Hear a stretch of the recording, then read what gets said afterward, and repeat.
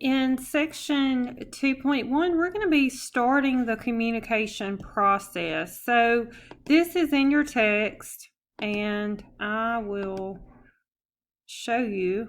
If you go into Bookshelf,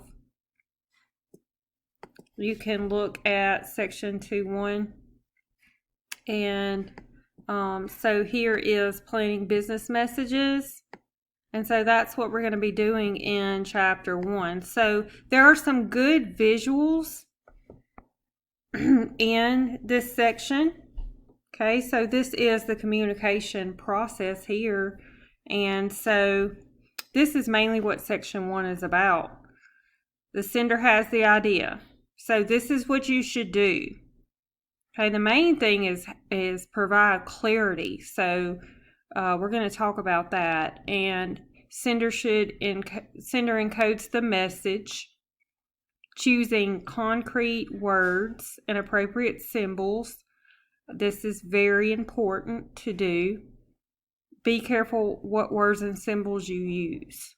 And it's going to depend on your audience as well. You may text a friend an emoji, whereas if you're emailing a business report or proposal, you would not use emoji. So symbols are important, especially when you're in the business setting. Sender selects channel, transmits message, receiver decodes the message, and feedback returns to sender. So let's look at that. That is the process, and we know that we communicate more than ever. Think about all the ways you communicate. You may have used multiple forms this week or even today. Let me think for a second. So I've texted, I've emailed, I had a Zoom meeting with a student, social media. So there's just so many ways that we communicate, and in person as well.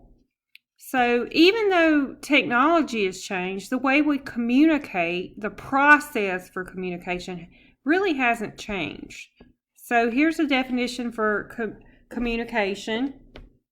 And it's basically when we're communicating, there's a sender and there's a receiver. The sender's the one giving the message, and the receiver's the one listening to the message that's trying to be portrayed. So it starts with an idea. I have an idea, and I need to communicate that idea. So I'm going to be the sender. So what I need to do is encode this.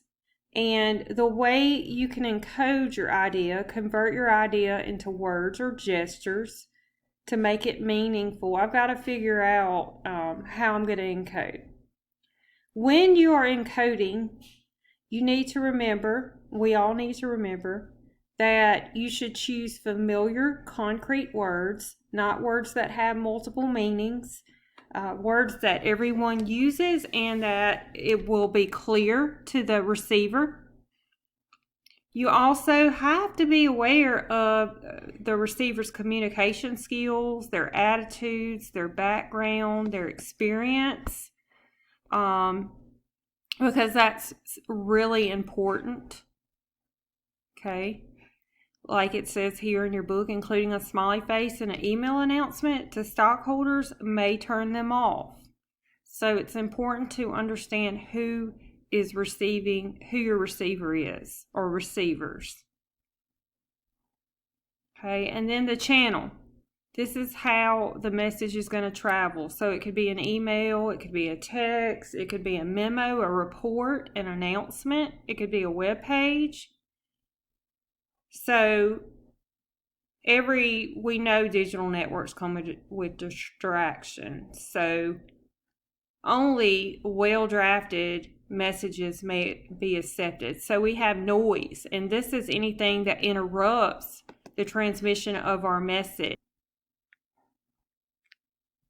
So like we said, the receiver is the one receiving the message, and then decoding is taking the message and making meaning from the message, maybe in a symbol form,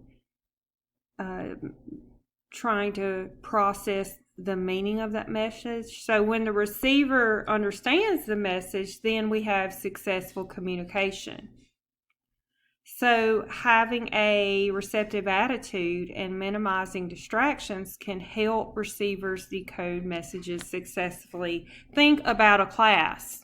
If there are distractions in the classroom, it's hard to hear what your instructor is saying because you are distracted.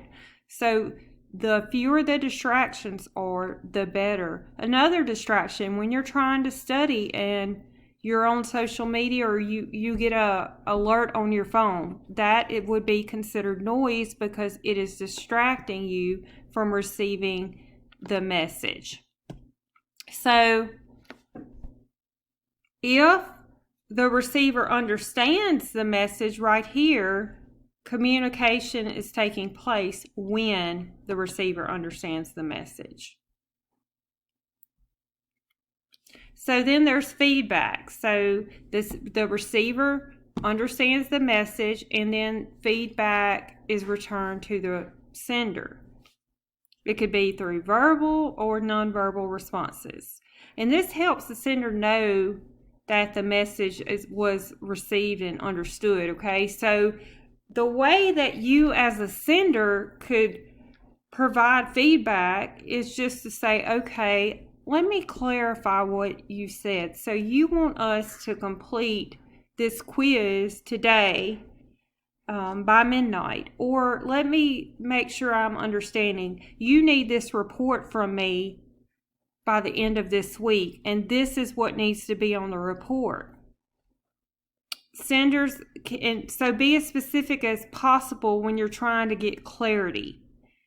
And senders can further improve feedback by timing the delivery appropriately and providing only as much information as a receiver can handle. So a good example of this as a student, if you ask about the study guide for the midterm, if you wait till the last minute to ask a question, you've waited too late, so the feedback has been too late. So now as an instructor, I say, oh, they don't understand, but you provided me feedback too late.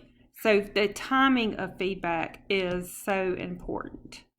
Okay, and then here's a little quick fill in the blank knowledge check if you want to try that, and then use your book to answer these questions. This is good practice for you. So that is section 1. Let me know if you have any questions.